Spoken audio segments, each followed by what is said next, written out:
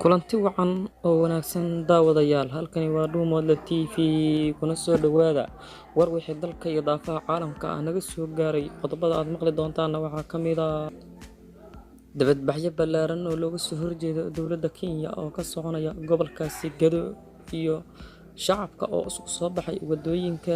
Ra'iisul wasaaraha cusub ee xukuumadda federaalka Soomaaliya oo xilka kala wareegay ku-samihii hore ee ra'iisul wasaaraha Soomaaliya Mahdi Maxamed Guuleed Khadar ahna ra'iisul wasaare ku-xigeenka dalka.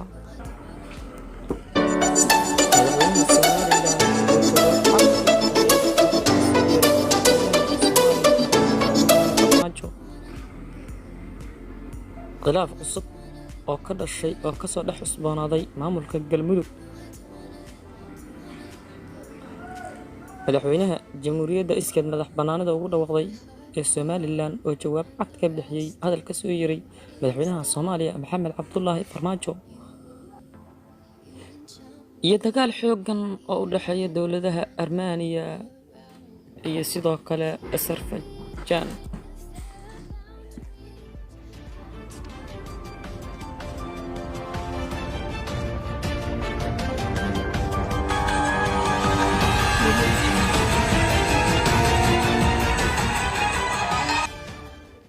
qodobada iyo qodobo kale oo faahfaahsan waxay noo dambeeyaan.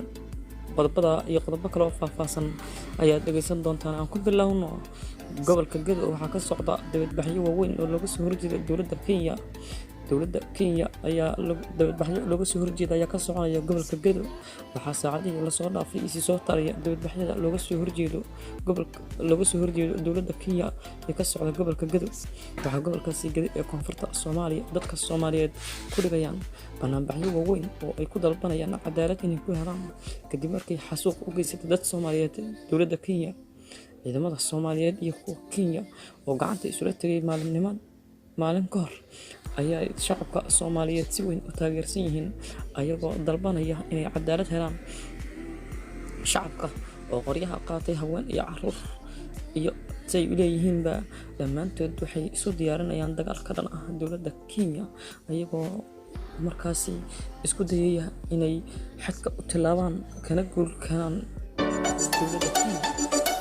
sida ah shacabka ayaa markasta iyagu heegan buuxa ugu jira la dagaalanka dowladda Kenya iyo Soomaaliya oo markaan ay xaaladooda siyaasadeed iyo xaaladooda khilaaf cirka isku sii shareerayso, ayay Kenya joogtaysay dadka ay xirayso iyo kuwa ay dilayso ee Soomaaliyeed, ayadoo habeennimadii xalay ugu dambeysay ay deegaanka Daarusalaam oo hoostaga degmada Ceelwaq ka afduubteen 4 qof oo ka mid ah shacabka deegaanka. dowladda Kenya ayaa mar walba carqaladaynaysa dalkeena Soomaaliya. ciidamada soo majeystayaasha Soomaaliyeed ayaa wacd ku maray inay Kenya cashar u dhigi doonaan, ayagoo dalbaday taageero dhinac kasta ah inay la garab taagnaadaan shacabka iyo dowladoodu. waxayna ciidamadu shalay u dhigeen cashar lama ilowaan ah dowladda Kenya kadib markii ay xadka u tilaabeen ciidamada Soomaaliyeed, xabadna kaga saareen goobihii ay fariisimaha ku lahayeen militariga dalka Kenya. dhanka kale, ra'iisul wasaaraha cusub ayaa lagu wareejiyay maanta xilka, isagoo ku wareejiyay ku-samihii ra'iisul wasaaraha oo u magacaabay madaxweynaha jamhuuriyadda federaalka Soomaaliya Maxamed Cabdullaahi Farmaajo kadib markii xilka laga tuuray ra'iisul wasaarihii hore ee Soomaaliya Xasan Cali Khayre. Mahdi Maxamed Guuleed, ku-samaha ra'iisul wasaaraha ahna ra'iisul wasaare ku-xigeenka, ayaa maanta si rasmi ugu wareejiyay ra'iisul wasaaraha sharciga ah ee Soomaaliya xilka ra'iisul wasaarenimada. ra'iisul wasaare ku-xigeenka Mahdi Maxamed Guuleed ayaa goobta xil wareejinta ka jeediyay khudbado muhiim ah, isagoo ra'iisul wasaaraha u rajeeyay guul iyo horumar inuu u gaarsiiyo dalka oo uu hoggaanka u qabtay. ra'iisul wasaaraha cusub ayaa halkaasi kagala wareegay xilka, isagoo sheegay inuu si dardar leh u soo dhisi doono dowlad cusub oo bulshadu ku qanacdo.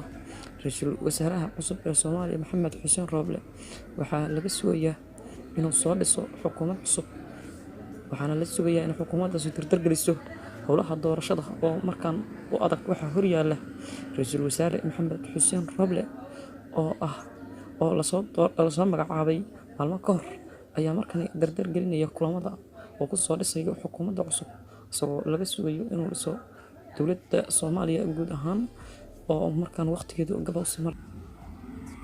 dhinaca kalena xiisad ayaa kasoo cusboonaatay maamulka Galmudug. xiisad u dhaxaysa maamulka Galmudug iyo maamulkii hore ee Ahlusunna wal Jamaaca oo meesha laga saaray horaantii sanadkan ayaa ka soo xuratay deegaanada Galmudug gaar ahaan magaalooyinka Dhuusamareeb iyo Gurceel. madaxweynaha Galmudug Axmed Cabdi Kaariye Qorqor iyo saraakiil ka tirsan ciidanka xoogga dalka qaybta 12aad gaar ahaan guutada 15aad ayaa la sheegayaa inuu khilaaf xoogani kala dhex galay, ayagoo la sheegayo inuu khilaafkooda sababay xilli ay gaarto in dowladda federaalku ku baxdo inay xaliso khilaafkaasi. madaxweynaha Galmudug Axmed Cabdi Kaariye Qorqor ayaa sida la sheegayo ka dalbaday hogaamiyaha guutada 15aad ee ciidanka xoogga dalka Soomaaliyeed Generaal Mascuud Maxamed Warsame inuu wareejiyo hubka iyo ciidanka uu hoggaanka u hayo, asagoo arrintaas iska diiday. Generaal Mascuud Maxamed Warsame oo ah saraakiishii Ahlusunna ee dowladdu la wareegtay, Generaal Mascuud Maxamed Warsame ayaa iska diiday inuu fuliyo dalabka madaxweyne Qorqor. dhanka kale waxaa is-carsilay taliyihii madaxtooyada Galmudug asagoo sheegay inuu arrimo u qaas ah iskaga tegay xilkaasi. madaxweyne Qorqor markaan ayuu wajahaya xaalad siyaasadeed oo aad u khatar ah oo ayna kasoo wajahayo dhanka maamulkiisa madaxtooyada, baarlamaanka iyo weliba dhanka beelaha ayuu ka wajahayaa arrimo qalalaase siyaasadeed ah iyadoo colaado beeleedyo kusoo noqonayaan deegaanada Galmudug. agaasimaha hay-adda socdaalka iyo jinsiga Soomaaliyeed Maxamed Aadan Koofi ayaa sida la sheegay gaaray maanta deegaanada Galmudug si uu ugu xalliyo khilaafkaasi ka dhexeeya maamulka Galmudug. madaxweynaha jamhuuriyadda iskeed madax bannaanida ugu dhawaaqday Somaliland Muuse Biixi Cabdi oo ka jawaabay hadal ka soo yeeray madaxweynaha jamhuuriyadda federaalka Soomaaliya Maxamed Cabdullaahi Farmaajo ayaa yiri waxay Somaliland diyaar u tahay dhismaha Soomaaliyeed midoobayso, waxay kow ka tahay Somaliland midnimadaas, hase yeeshee lama arkayo yiri siyaasiyiinta xor fadhiya kuwa raadinaya midnimada Soomaaliyeed. wuxuu ku soo gabagabeeyay hadalkiisa muhiimadda Farmaajo midnimada raadin waadiga nacay. madaxweyne Muuse oo ka hadlayay goob qalinjabineed ayaa sheegay inuu arko inaysan diyaar u ahayn madaxda filla Soomaaliya in la heshiiyo ama midnimo la gaaro, Somalilandna ay howlaheeda fushatay. madaxweynaha Somaliland ayaa sidaas ku jawaabay maruu ka jawaabayay hadal oo madaxweyne Farmaajo habeen hore ka jeediyay madal su'aalo lagu weydiinayay oo ku sheegay in Somaliland weligeed ixtiraaf helayn ayna 30 sano raadinaysay wax ixtiraafa. madaxda Somalilandna geedar iyo geed gaaban u fuleen sidii ay ku heli lahaayeen ixtiraaf buuxa, welina aynan helin ayuu yiri madaxweyne Farmaajo oo hadlayay. ma jiro cid aqoonsanaysa gobol ama maamul ka mid ah Afrika, waayo Afrika ayada ayaa kala daadsan oo midba mid ayuu ka go'ayaa haddii la aqoonsado Somaliland ayuu yiri, isagoo u malaysay inuu hanjabiyay dowladaha Afrika ee isku dayaya inay aqoonsadaan Somaliland. madaxweyne Muuse Biixi ayaa looga bartay inuu u jawaabo madaxda filla Soomaaliya iyo hadallada ka soo yeera. markaana qodobka dibadda, dalalka wadamada Armenia iyo sidoo kale Azerbaijan ayaa ku muransan gobol xuduud ah oo u dhexeeya labadaasi dal. dalalka ayaa subaxnimadii hore ee saakay isweydaarsaday rasaas culculus ama noolnool, ayagoo halkaasi aan la sheegi karin khasaaraha soo kala gaaray labadaasi dal, waxayna ku muransan yihiin xuduud u dhaxaysa labadaas. Azerbaijan iyo sidoo kale Armenia waxay ku dagaalamayaan gobol xuduudda ku yaala oo ay ku muransan yihiin, hase yeeshee gobolkan waxay dowladaha caalamku u aqoonsan yihiin inay leedahay dowladda Azerbaijan, ayadoo dowladda ay ku nool yihiin dad Armeniyiin ah, ayna sidaas dowladda Armenia ku sheeganayso inay leedahay gobolkaas. rasaas noolnool oo loo adeegsada diyaaradaha dagaalka iyo taangiyada weliba hubka noocyadiisa kala duwan ayaa ka dhacday gobolkaasi, iyadoo aysan dhicin dagaal ka qaraar ilaa 2016 markaasoo lagu dilay ciidamo badan oo labada dhinac kala taabacsanay. dagaalka u dhexeeya labada dowladood ee Armenia iyo sidoo kale Azerbaijan ayaa ah mid halis ah ayagoo isku haysta gobolkan oo lagu magacaabo Nagorno-Karabakh ayay isku haystaan labada dal ayagoo isu adeegsada markasta hubka noocyadiisa kala duwan. Labadan dal oo ay jireen dhowr badan ay jireen dhowr isqabad oo hore ayay hadda hawada isu marinayaan arrimo xasaasi ah. Madaxweynaha dalkaasi Azerbaijan Ilham Aliyev oo khudbad siinayay telefishinka waxa uu wacd ku maray inuu guul ka gaari doonaan ciidamada Armenia ee dalkiisa soo weeraray.